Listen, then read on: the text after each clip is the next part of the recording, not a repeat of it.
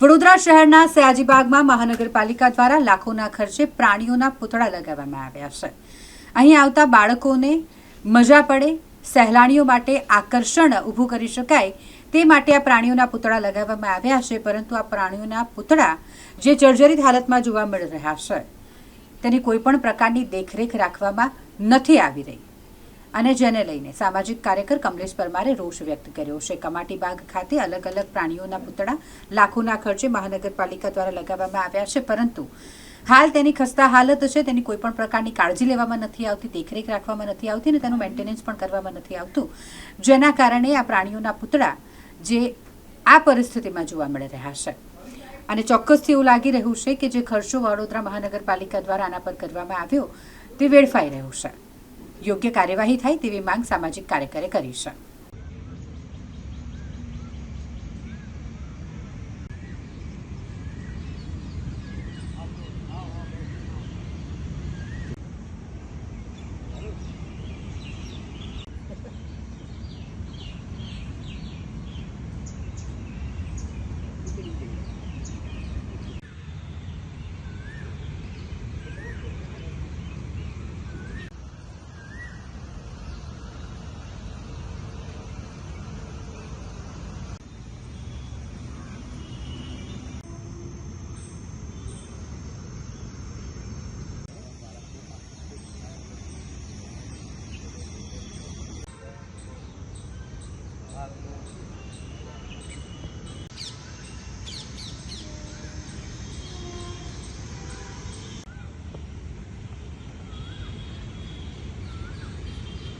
વડોદરા શહેરમાં આવેલ જે કમાટીબાગ જે કહેવાય છે કે સર સયાજીરાવ ગાયકવાડ સાહેબે આપેલી જે ભેટ છે, આ ભેટને ક્યાંક ને ક્યાંક લાગી રહ્યો છે અને માવજત નિભાવણીની જવાબદારી જે તે જવાબદાર અધિકારીઓની, કર્મચારીઓની છે। પરંતુ ક્યાંક ને ક્યાંક આજે અમે જે બેન્ડ સર્કલ પાસે જ્યારે આવ્યા અને જોયું ત્યારે જાત તપાસ કરતાં જોવા મળ્યું કે જે અહીંયા ગાડી વાઘ, સિંહ, જીબ્રા, ચિત્તા તેમજ અનેકના જે કહેવાય છે કે સ્ટેચ્યુ અહીંયા ગાડી મૂકવામાં આવ્યા છે, તે જગ્યા પર જે તમે સ્ટેચ્યુ જોશો તે ગંભીર જે કહેવાય છે કે રીતે તૂટી ગયેલી હાલતમાં છે। સાથે સાથે જે કેટલાક જે લાઇટિંગની વ્યવસ્થા કરી છે, જે વડોદરા શહેરના જે કમાટીબાગની અંદર સુશોભિત થાય એના માટે જે લાઇટિંગની વ્યવસ્થા કરી છે એના પણ કેટલાક વીજ વાયરો ખુલ્લી હાલતમાં છે। એટલે ક્યાંક ને ક્યાંક લાગી રહ્યું છે કે વડોદરા શહેરમાં ગંભીર બેદરકારી જોવા મળી રહી છે। ટૂંક સમય પહેલે જોય ટ્રેનની અંદર જે 4 વર્ષની બાળકીનું મૃત્યુ થયું હતું ત્યારબાદ પણ સફાળું જાગ્યું નથી। એટલે ક્યાંક ને ક્યાંક લાગી રહ્યું છે કે આવનારા દિવસોમાં ગૌરી વ્રતને ધ્યાનમાં રાખી અને તંત્ર તમામ રીતે એક્શનમાં આવે અને જાત તપાસ કરીને આવા અધિકારીઓ, કર્મચારીઓ, જો કામચોર કર્મચારીઓને સસ્પેન્ડ કરવામાં આવે તેવી એક અમારી માંગણી છે।